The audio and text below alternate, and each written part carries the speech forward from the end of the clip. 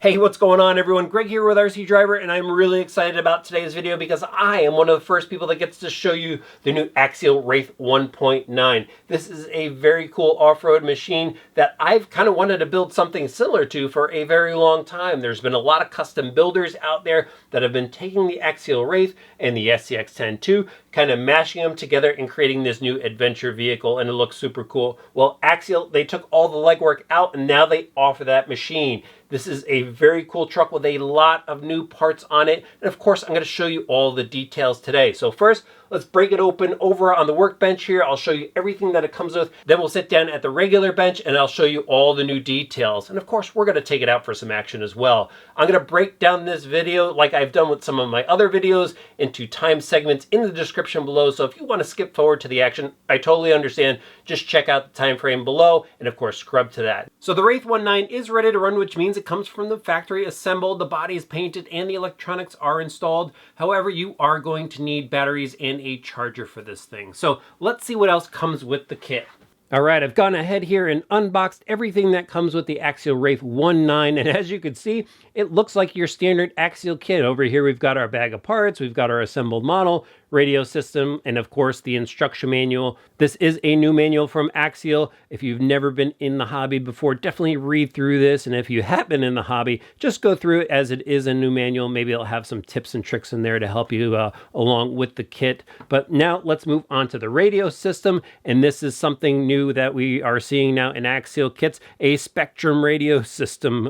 We all thought this was going to happen. It's finally happened, and here it is, the STX2. This is Spectrum's real basic system, gives you all the basic trims that you need. Steering trim, throttle trim, dual rates, 4 AA batteries go in the bottom here, and it's got a decent feel to it, a little tight on the trigger for me, and I'm not a huge fan of the plastic wheel, but it does get the job done. All right, it also comes with a Spectrum bind plug here, and now I want to check out this bag of parts. We'll get to the car, but check out, there's something in here that I definitely want to show you guys. And let me just kind of get all this stuff out of here. All right, so we've got our usual gate markers here and cross wrench. We've got some extra helmets, so if you guys want to go and customize the look of your driver there, you could definitely go and swap out the driver head. It's got the motocross head already in the truck. We've got some links over here. These are additional links from when the kit was being built. We've also got some pivot balls and looks like some screws and stuff to install additional LED lights in there. And then this is a bag of mixed parts as well. Looks like we've got the old Wraith bumper and an SCX-10 front bumper mount. Looks like we've got some additional lenses in here and some miscellaneous other parts.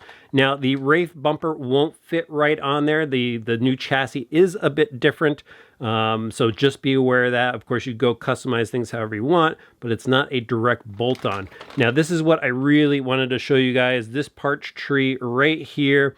Check that out, guys. It's got turbos. Yes, you could go and install these turbos. You do need to get the hardware to assemble it, but you could go and make your kit a bit more scale by installing some turbos in it. I thought that was pretty cool. All right, now we're going to take a closer look at the truck. And doesn't this rig look amazing? I mean, I just love how custom it looks from the cage down to the body panels and even this, concept style, maybe Bronco-ish front grille area. It just looks really cool and really simple, really easy to get at things. The rooftop does look very similar, and that is because it is basically the Wraith roof. The cage in here is the Wraith cage that was adapted to this rig, and we'll get into the chassis details in a little bit. But just to go over the body a bit more, this is basically a matte orange finish here, and underneath is painted silver. So, if you do go ahead and scratch the body on this thing, it'll go through the orange and down into the silver, give it that metal panel look. I think that is pretty cool. The front grille area up here, it's actually a two-piece setup. So we saw that on the CRC Jeep where the radiator was behind the grille. So that's a similar setup here. If you pull this fascia off, you'll have that grille area. You could go ahead and paint it if you want to. The headlight lenses are clear and it will allow the LED light to shine through it. It does come with the LED lights for the headlights, but not the turn signals. But there is a mount for LEDs behind there, so you go add those on if you want to. But very cool setup. You can go paint that if you want to, detail it. The one thing I do want to go and point out here are the little plastic discs that are under the body body clips here. So basically the body's not going to get scratched when it's on its way to you. I think that's pretty cool. So I'm going to go and pull these off. Just 2 body clips here, and watch this, guys. You get to pop up the hood to access the battery. How cool is that? There's that silver I was telling you about underneath. So if you do go and scratch the top, you know, you'll see that silver underneath. So I think that's pretty cool. But it's just hinged, 2 body clips, and you could go access the battery. It's right there. While I'm showing you guys, here's the Mach V8 engine cover that covers the radio box and the servo. That is very cool to see when you pop up the hood. I like the little extra details on this, but I'll show you a little bit more on that later. Just want to round out the body details here. So inside is the interior from the Wraith Spawn, and it does allow clearance for the transmission that was used in this particular setup. You know, I kind of would have liked to see the regular Wraith bucket seats and everything, but I understand there was probably some clearance issues. But, you know, this interior is pretty cool. They give you all the decals. It's already pre-decal from the factory in there. And like I mentioned before, we've already got the driver's head on there. We got the motocross helmet on there. But overall, very cool. Now, I know some of you may be wondering, can you go and put an existing Wraith body onto this? And Horizon did send me a couple notes on this. You can go ahead and use an existing Wraith roof on here. You could even adapt the Wraith side panels on here. But the front, as you can see, is a bit different. You know, we've got the hood here to access the battery. So if you were to take an existing Wraith body, aftermarket Wraith body, and try to put it on here, you would have to do a little bit of custom work in order for the front end to fit properly and gain access to the battery. Now, what if you wanted to go and put the battery in the back like the original Wraith? Yes, you can go and get the battery set up for the back and install the battery in the back of this if you want to. But I do like the new position of the battery. Now it gets more weight up towards the front of the vehicle. Now I'm going to take a couple seconds here and just pull the body off so we could start to talk about some of those other new things that are underneath the shell. All right, so it took me a few minutes to pull all the body panels off of this rig, but it's pretty simple. There's a couple screws on the bottom lower panel here, a couple trim pieces on the sides, and then up front here you do have to pull the grill off in order to get the main body section off. The roof was pretty easy to take off, just 5 screws there, just 2 screws for the hood, and then it was a couple more screws to get the interior out, but now I could show you everything that is involved with this rig. And let's start off at the front here. Now, one thing I really want to show you guys is it does have the CRC bumper up front, which is pretty cool, right? But look how far it's set back. Now, I put this up actually next to my deadbolt that has a modified front CRC bumper, and this is set even farther back, so you have a great approach angle on this thing. You'll get the wheels on whatever obstacle you're going to go over before this bumper hits, I think. So that's nice to see that they set it pretty far back, and it lines up really nicely with the front of the body. Now the grille itself here, again, 2 pieces, and you could put LED lights into the blinker lenses here, and behind there is the molded radiator, and that radiator piece sits on this front cage, whereas the front grille area goes over the front of the body. Now right behind here is basically the Wraith cage, as you guys have seen it, as you know it, and it's just carried over onto this rig. We've got the 2 body posts here to secure the hood, and as I showed you before, we've got this basically faux V8 engine cover that goes over the receiver box and the steering servo. So the steering servo is chassis mounted. Very cool. Some builds that I've seen of custom Wraith 1.9s have the servo on the axle, but it is very cool to see it here mounted to the chassis, and right behind here is where the battery goes. So this nice open space here is where you could put your 2S hard case pack or a soft case 3S pack, and there are some brackets here so you go and adjust your battery spacing, you know, if you want to go and take up any slack in there. And you know, it makes it really easy to go and swap out the battery, and again, it gets that weight forward over the front wheels to help you, you know, pull yourself up and over obstacles, up hills and stuff like that. So lots of neat stuff going on. Now while we're up front, might as well start talking about the axles on this, and these are the SCX-10-2 axles. These are the one-piece axle, but they work really well. They've got nice truss bracing on the top. It is a 3-link setup with panhard bar, so I like that as well. We've got Axial's plastic links, you know, all the way around here.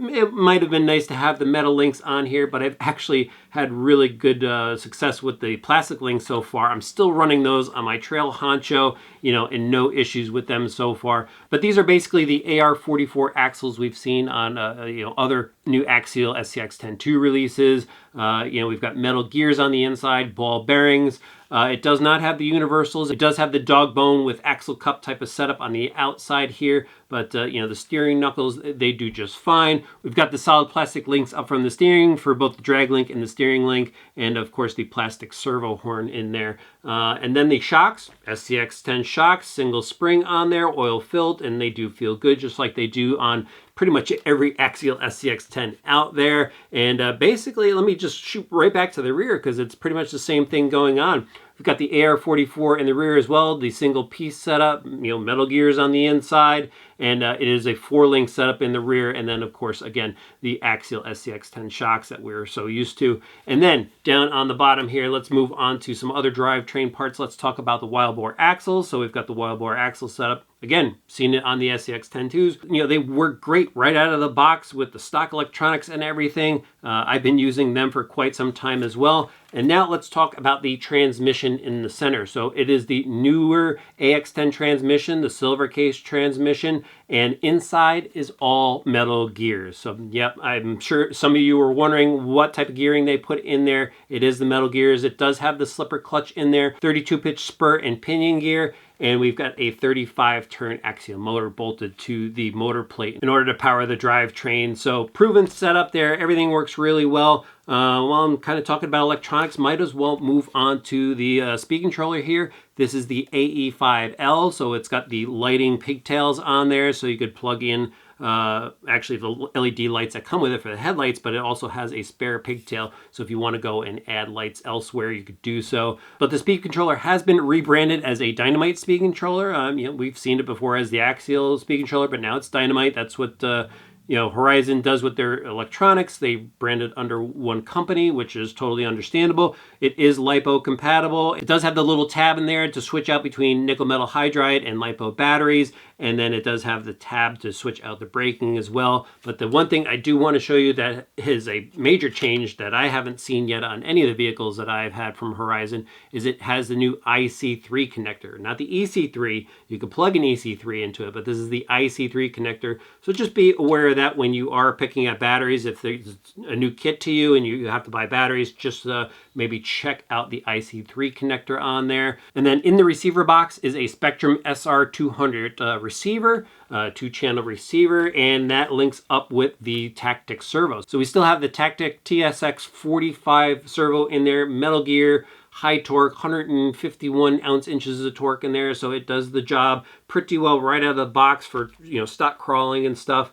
And that rounds out the radio system. Now let's talk about one of the biggest changes on here, which is the chassis. It's basically a tube frame type of chassis here. It's this section right in here, right in the center. So on an SCX-10, we have the metal frame rails.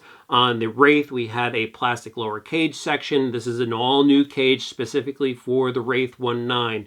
And basically what it does, it allows the Wraith cage to be adapted to the suspension setup of an SCX-10. And what's really nice here is Axial worked overtime to produce a nice small area in comparison to the Wraith for the center skid, and then they have these boat sides here that basically help the truck glide over rocks as you're crawling over stuff. So that is a very cool setup. I like, you know, what they did there. The battery tray area again, you know, is now integrated up front, and because of that, they were able to kind of give it a little bit of a wheel well type of look to it. It's pretty close, guys, you know, because it's a tube frame setup. I'll let this one slide. I know I've said in other videos, all scale vehicles need to have wheel wells with it now, but this is kind of a custom setup, so you know, that works. It definitely keeps the dirt and debris out of the inside of the vehicle. And now I think I'm just down to talking about the wheels and tires, and here's where some of that licensing comes in. We've got the Nitto Trail Grappler tires, one of my favorite tires from Axial, and those are mounted on the KMC Machete wheels. Nice satin look to the wheel. And overall has a great look to this rig, and again, I like the custom look of this, the adventure styling of this rig. I think it's going to be a lot of fun out there. Again, I wanted to have one for so long. Now I finally get to drive one. Let's go see how it looks out on the dirt.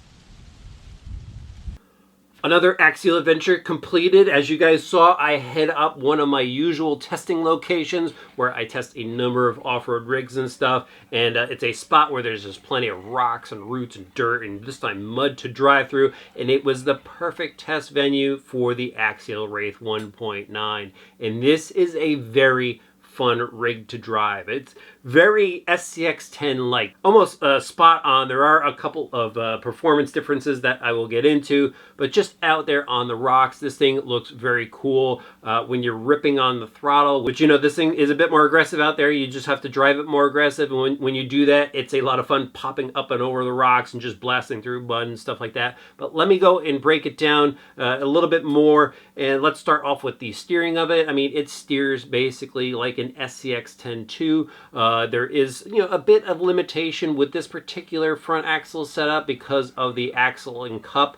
It's not the universal, which has a bit more throw to it. So, you know, keeping that in mind when you're navigating through some of the rocks and stuff like that, you know, you just need to choose your line a bit different, but, you know, it has plenty of steering for this particular rig, and certainly for ready to run form, it works just fine. Now onto the handling of it, it's pretty much like an SCX10-2. It's got SCX10-2 shocks. The link setup is pretty much the same. Wheelbase is the same. It's the 12-inch wheelbase. I don't think I mentioned that early on in the video. But, you know, going over the rocks and stuff like that, I think I was actually able to go through some stuff that was a little bit more difficult than other SCX10s that I've put through, you know, the obstacles. You know, I go to that trail often, so I know everything. I know where I want to put the truck.